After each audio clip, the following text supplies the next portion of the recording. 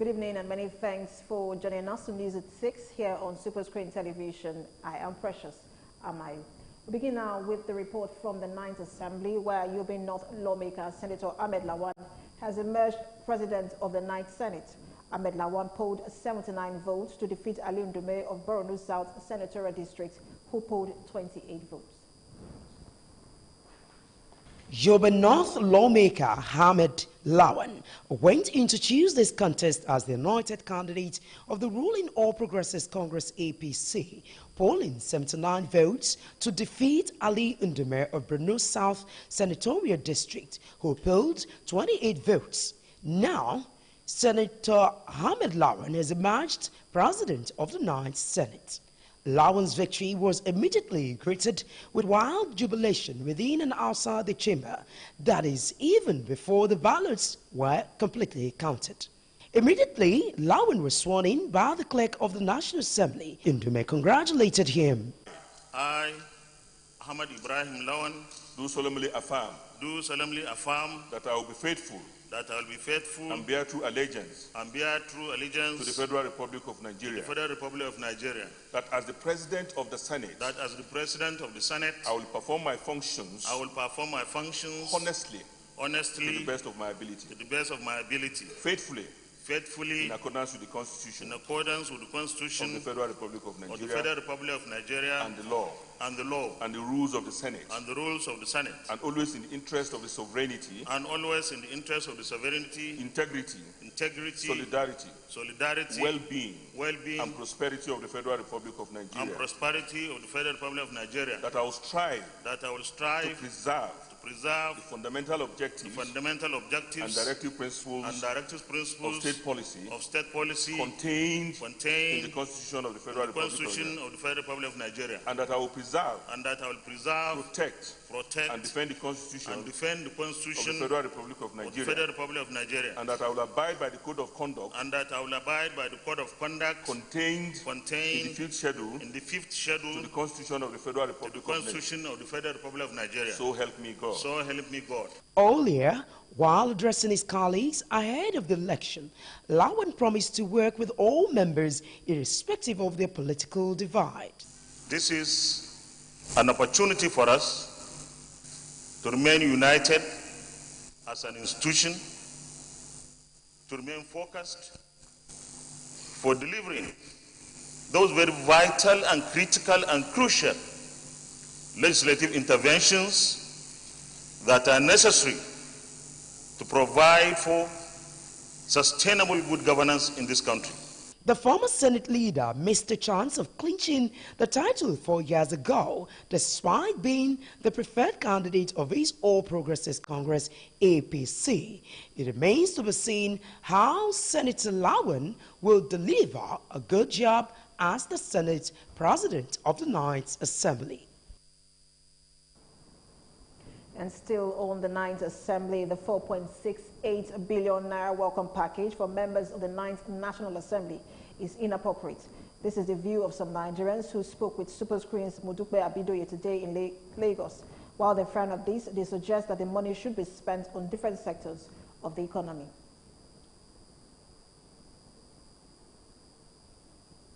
You see, constitutionally right, that is one.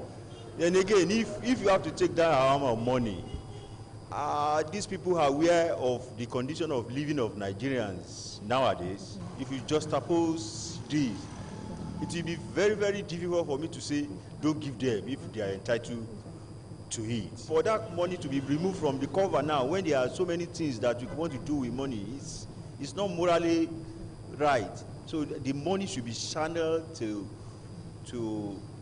places that Nigerians will benefit. When you work, you deserve to be paid for whatever you do, but it should be commensurate to what is available in the country. What is the minimum wage? What is the value of what they do? What gain does it add to the society? Definitely, they all have a welcome pack. You know, Nigeria's case cannot be isolated, probably because of the amount involved and all that. You know, so I think they should be welcomed formally. The cost of their package, I might not have all the knowledge. That should be out of place. To welcome back with such a elephantic amount of money, while the citizens are suffering outside there, while workers are fighting for a just year-rat minimum wage, and they will welcome back with such amount of money. That is anathema. It's criminal.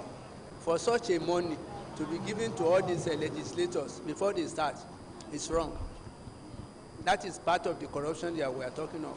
A lot of, look at me, at above 75. I'm suffering, I'm selling something. This money should have been distributed to those people that needed the money, not those people that have already been filled. They already gotten the money. They also advised the lawmakers to elect their leaders on merit and not religious or political sentiments.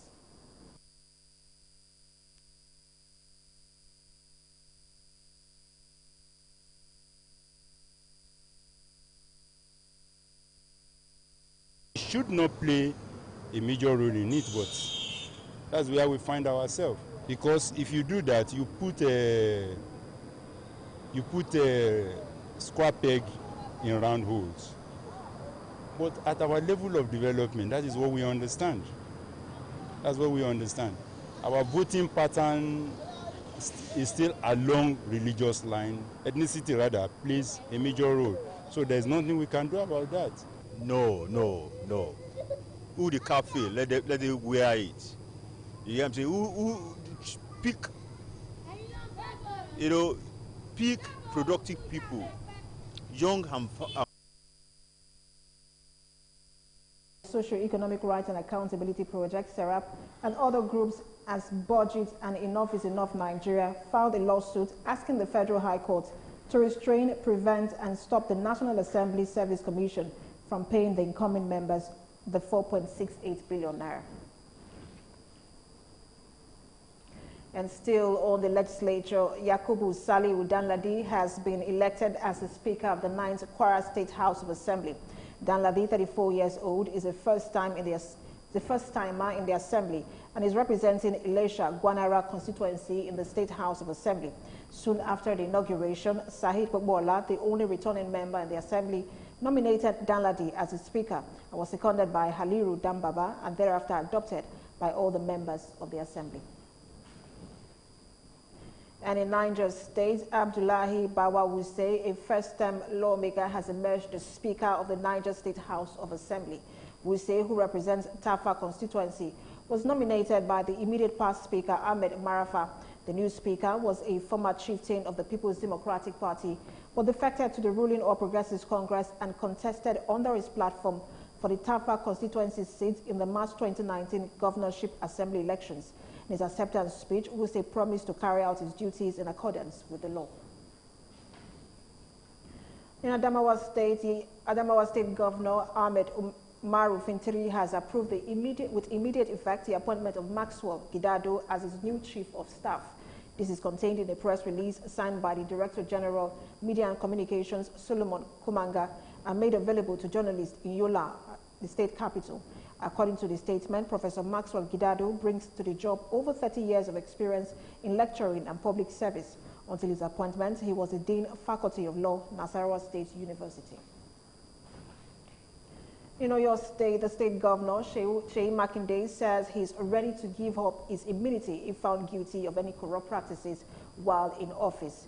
Governor Makinde, who made his declaration in a statement signed by his chief press secretary, Taiwo Adisa, during a 2-day induction program organized for members of the 9th Oyo State House of Assembly, said his administration will soon establish an anti-corruption agency that will tackle all forms of corruption in the state. He also said the plan for the establishment of the anti-graft agency is part of his administration's resolve to fight corruption. Makinde further stated that the state chapter of National Union of Road Transport Workers, NURTW, remained banned, noting that his decision to prescribe the union was born out of the resolve to ensure that the state is not held to ransom by a few individuals. And still on corruption, a federal high court in Lagos has fixed June 28 for rearrangement of former governor of Ekiti State, Ayodele Fayose, who is facing charges of 6.9 billion naira fraud. You recall that Fayose was arraigned on October 22, 2018, before Justice Mojisola Olatoregun, alongside a company, Spotless Investment Limited, on 11 counts bordering on fraud and money laundering offences. However, the Chief Judge of the Federal High Court, Honorable Justice Adamu Abdul Kafarati, had transferred the case from Olatoregun to a new judge, Justice Chukwujeku Anike, following a petition by the EFCC seeking a transfer of the case. According to reports, a new date of June 28 has now been fixed for rearrangement of Fayose before Anike. As the rainy season continues, with many lamenting the stress they undergo, businessmen and women who major on sale of raincoats, shower caps, and other protection materials have expressed happiness. Speaking with SuperScreen's Mike Osemeke, traders in this line say this is their peak period for sales. Find out more in this report. For about 5 weeks now, the rain has commenced in Nigeria. For farmers, it is a good fortune. But for individuals who go about their daily activities as careermen, women, and other business owners, it is that time of the year where they prepare for any eventuality. Raining season is part of our life. You know, we've come to accept it as one of God's gifts to man. If it's always been dry, how are the crops going to grow? So it's okay. I mean, it's just unfortunately we don't really get prepared for it. That's the challenge we have. Going out around this when it's raining like this, it's not so easy. Sometimes you will be splashed with dirty water. Sometimes you don't get buses in time because of traffic. Whenever it rains, there's heavy traffic in Lagos because of flood here and there. I schedule my going, and you understand, if it happens on an emergency, let's say it rains very much, I have to cool down and wait for it. I'm not the likes of carrying or going out with umbrella, so because I forget it quickly. So I exercise patience most time when it rains. It delays people from going out. You have to schedule your plans at times. At times you want to go out, like it's raining, so you have to stay back at times, and I know it delays people a lot. Due to the continuous rain, there have been flooding due to blocked drainages, no thanks to residents who dispose their waste in gutters. Some of these respondents share their experiences so far. Before now, the government ought to have been sensitizing people, telling them about what is happening, that, okay, rainy season is coming, keep your environment tidy, you need to clear your refuse, put them in bags, and also dispose them properly. But unfortunately, Nigerians are actually very difficult people. You see, Nigerians sweep and they feel the easiest way to dispose is the gutter because they don't want to be responsible for anything, they don't want to pay. Doing this, the implication on our health is not something that is hazardous to our health. Government should put some enforcement unit and some laws, you understand, and they should help in packing all those things. You know, people without sanction, people will not behave normally. Though it's wrong, but people will still do it. Government should do something by arresting such vehicles that people, the passengers, throws out something from their vehicle. So the government should arrest such vehicle. You compel you to buy waste basket. It's not for fancy. It's for this type of something. So if I can drop it there, you can drop it there. There won't be papers, nylons on the road disturbing the free flow of water inside gutters. Different strokes, they say, is for different folks.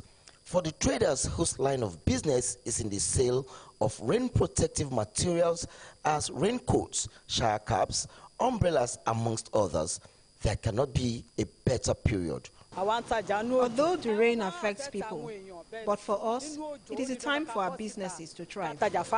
We thank God for this season. Before, if rain starts like this, we know how much we are counting in a day. Like this morning now, it moved, but it's not like before. At periods like this, different people share different experiences. But what is most vital is that people stay safe by planning their day, going out with a handy umbrella, raincoat, as well as shower caps for the ladies to protect their hair and above all, be watchful of manholes and flooding, bearing in mind that a young UNILAG graduate died as a result of flooding. Mike Osemeke reporting for SuperScreen News. And on Saturday, June 9, City FM 105.1 celebrated her 9th year anniversary in Lagos State. The occasion brought together artists, comedians, and celebrities in Nigeria. SuperScreen's Olamide Onwuka now reports. Lagos-based radio station City FM on Saturday, June 8, 2019, rolled out the drums to celebrate her 9 years anniversary. Expectedly, loyal listeners, friends and other associates, including celebrities, came out in their numbers to celebrate the station's jubilee with the members of the staff. Speaking with SuperScreen TV on the journey so far, these staff described the numbers of years put into the station as adventurous. Today marks 9 years of the existence of City FM in Lagos, Nigeria, and so we put this get together to celebrate our listeners, our artists, and everyone that works here. Just come celebrate and have fun. Today's our 9th anniversary. I joined City FM 2012, and when I joined, it was part of a rebranding process. Over the past few years, we've risen to be in one of the biggest brands in Lagos. So we're just celebrating that. We're celebrating our listeners. We're celebrating with our celebrity friends, and we're just basically celebrating ourselves. I think we deserve it. Well, City FM is 9. Yeah, a lot of people would wonder why didn't we wait till it's 10? But reality is birthdays are special. And for the fact that birthdays are special, we decided to do this. Then by the time City FM clocks 10, it will be bigger. The thing about life is growth. I wouldn't say City FM is where we were as at 9 years ago or as at 5 years ago when I joined. But there's something about growth. You should trust your growth process. So we know that we are growing and we are happy to grow. And we know that we're going to do a lot more better. We are the lifestyle station. Can you see what I have in my hand? I have a drink. We are having all shades of fun. We tell you and sort of upgrade your life. That's why you tune in. On the part of celebrities who graced the occasion, they lauded the organization and its staff for numerous achievements with wishes for greater heights. I'm here to celebrate with City FM. Happy 9th anniversary. Happy birthday to you. Thank you for all the support you've been giving, not only Niniola, but all the other artists. City FM anniversary. We're here to celebrate with them. And congratulations for doing a great job. And they've also been a great partner with me, my brand Harrison, and Alta Place. We're here celebrating City FM. Of course, their family, they've always pushed my music, supported my music.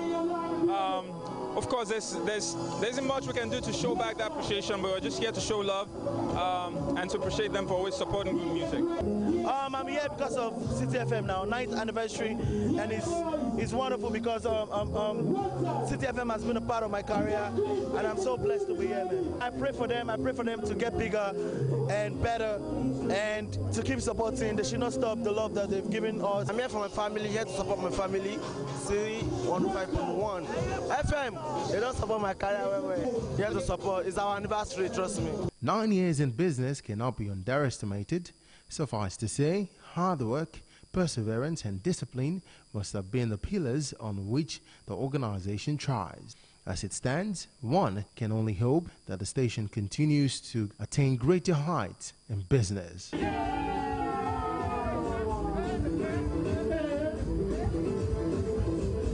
Olamide Onwuka, SuperScreen Television. You're still watching News at 6 here on SuperScreen Television. We'll take a break now and we'll return with business stories. Do stay with us.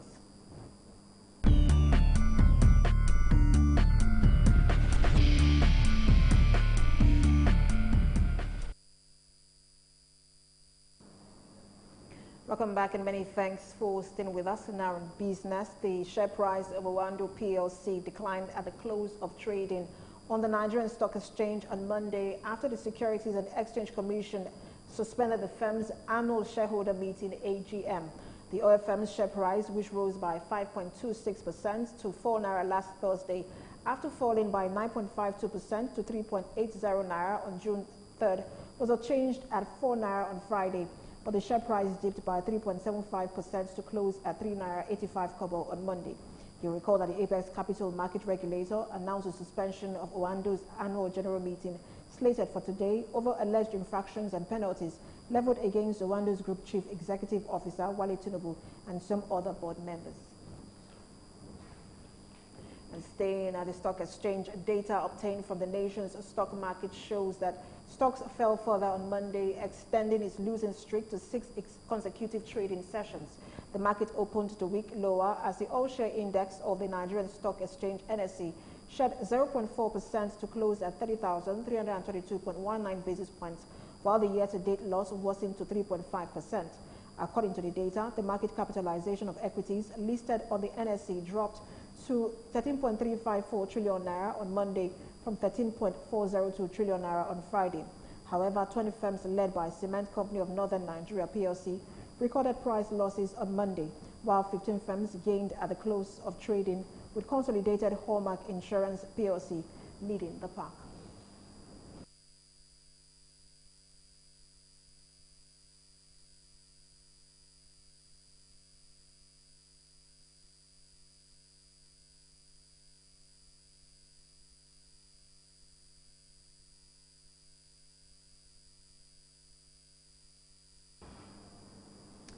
The Ogun State Area Command of the Nigeria Customs Service says it has intercepted 7,030 bags of smuggled foreign rice and 38 used vehicles, popularly known as Tokumbo, among other seizures in the month of May 2019.